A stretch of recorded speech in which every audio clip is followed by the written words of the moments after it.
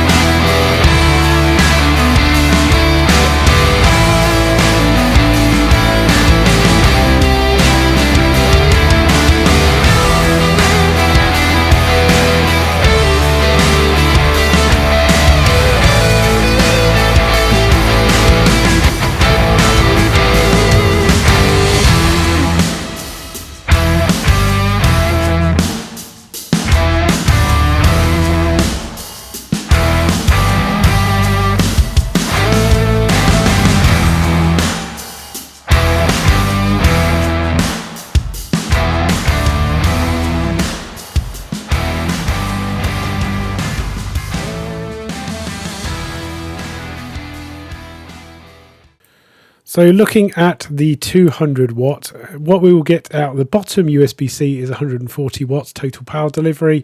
The top USB slot, you'll get a total of 100 watts when used in a single port output configuration.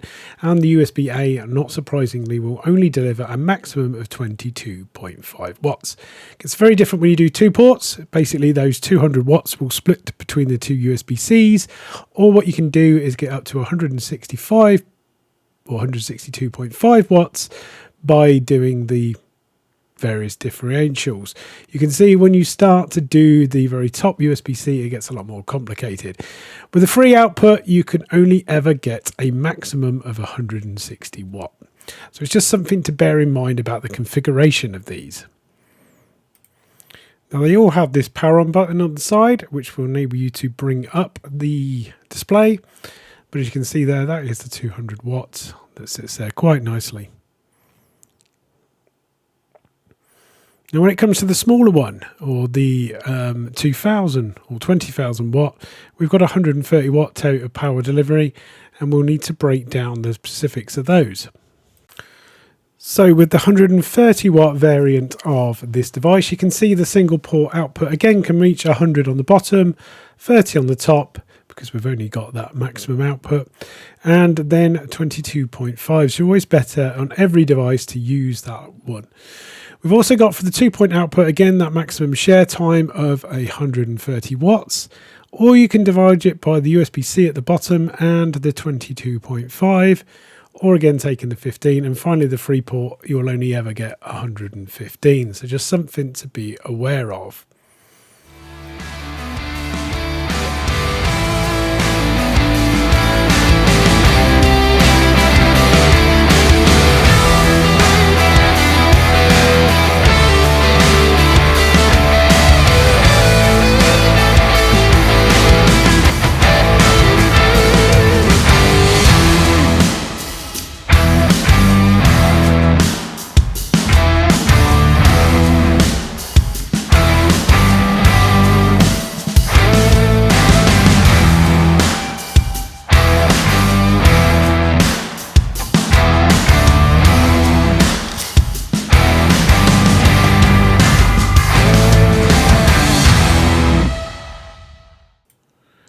So let's just take a bit of a deep dive on the variances between them, and you can see the very smallest one, the 1200 milliamp hour, can obviously output 100 watts. Now that weighs in at 309 grams.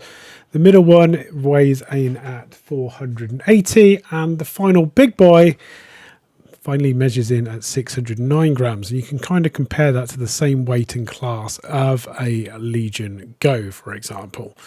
But this completes the lineup of the Nexode devices. And I will say, they are wonderful little power banks. So let's quickly talk price of these. Now the smaller one here can be got for $49.99, that's UK pounds. However, there will be 30% discount. This one here, a total of $89.99. And finally, when we start to look at the larger device, we are racking up to a whopping £119.99.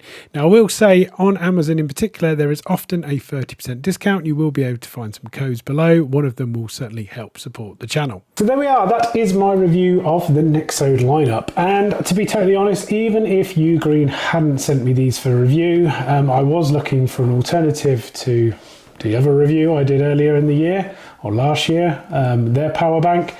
And UGreen, to be honest, have been pretty good at one, reaching out, and two, sending me stuff for review.